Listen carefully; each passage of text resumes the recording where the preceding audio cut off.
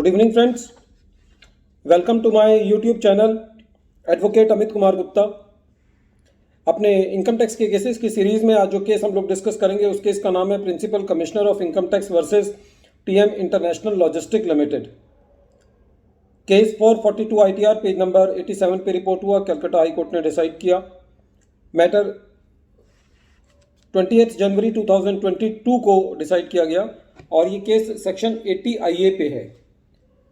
Friends, case section 80 IA पे जरूर है, लेकिन इस केस का जो मैसेज है वो ये है कि कंसिस्टेंसी एक बहुत बड़ा रोल प्ले करती है और कंसिस्टेंसी के बेसिस पर यदि ये देखा जाए कि फैक्ट्स एंड सर्कमस्टांसेस के अंदर चेंज नहीं है तो असेसी को कंसिस्टेंसी का बेनिफिट मिलना चाहिए और असेसी को ये बेनिफिट भी मिलना चाहिए कि यदि किसी मैटर के अंदर ITAT ने रिलीफ दे दिया है और असेसिंग ऑफिसर पहले ही उस ऑर्डर का अपील इफेक्ट भी दे चुका है तो डिपार्टमेंट को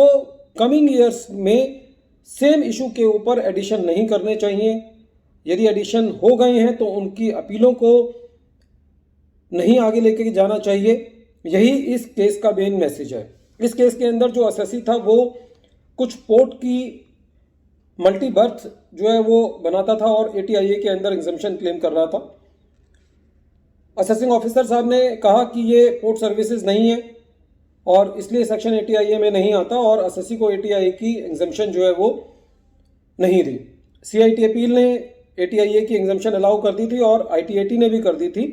इसीलिए डिपार्टमेंट जो है वो हाई कोर्ट में था। हाई कोर्ट ने ये कहा कि प्रीवियस ईयर के अंदर ऑलरेडी ITAT जो है और CIT अपील जो है वो रियायत दे चुका है और ये कहीं ना कहीं एक क्वेश्चन ऑफ फैक्ट भी है कि क्या असेसी जो है वो 80 IA के दायरे में आता है या नहीं आता, जो उसकी वर्किंग है वो पोर्ट सर्विसेज में आती है या नहीं आती। और जो सबसे बड़ा इशू था वो ये था कि जब पिछले सालों के अंदर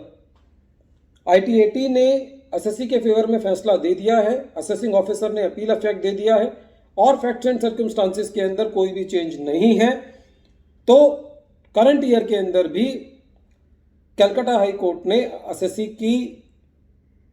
के फेवर में डिसीजन दिया और जो डिपार्टमेंट की अपील थी उसको खारिज किया। फ्रेंड्स, ये हम बहुत कॉमन देखते हैं कि डिपार्टमेंट जो है वो अपील में एज ए रूटीन प्रैक्टिस जाता है, जिससे असेसी का, डिपार्टमेंट का और हमारी जो कोर्ट्स हैं उनका एक बहुत वैल्यूएबल टाइम जो है वो खराब होता है। ऐसे केसेस के अंदर जहाँ पे डिपार्टमेंट एज ए रूटीन के अंदर अपील्स के अंदर जाता है, क्योंकि डिपार्टमेंट खाली ये देखता है कि मॉनेटरी लिमिट्स क्रॉस होते ही they do not apply their mind कि कोई केस अपील में जाने लायक है या नहीं है, जिसकी वजह से एक लिटिगेशन बहुत ज़्यादा बढ़ती है। तो कोई ना कोई ऐसा प्रावधान आने चाहिए हमारे इनकम टैक्स एक्ट के अंदर जहाँ पे जो ऐसे एरिंग ऑफिशियल्स हैं जो कि ये प्रपोजल बना करके भेजते हैं कि कम से कम आपने उन प्रपोजल्स में क्या देखा कि जो आपने उन अपीलों को प्रेफर किया। खाली इससे देश का रिसोर्सेज खराब होते हैं और कोर्ट्स के पास जो मेन मुद्दे होते हैं उनके लिए टाइम कम बचता है, उनको अपना वैल्यूएबल टाइम बहुत कम बचता है कोर्ट्स का, क्योंकि इतने सारे मैटर्स अननेसेसरी जो है वो कोर्ट्स में चल रहे होते हैं जिनका डिस्पोजल जो है वो कोर्ट्स को करना होता है। क्योंकि हमारे देश के अंदर जो जजेस हैं उनकी संख्या कम है, उनकी पोस्ट खाली रहती हैं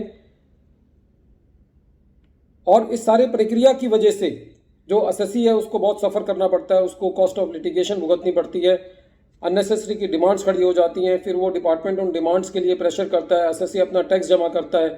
फिर वो उनके लिए स्टे के अंदर जाता है, जब CIT अपील या ITAT से रिलीफ मिल जाता है फिर वो उनके रिफंड के लिए परस्यू करता है। तो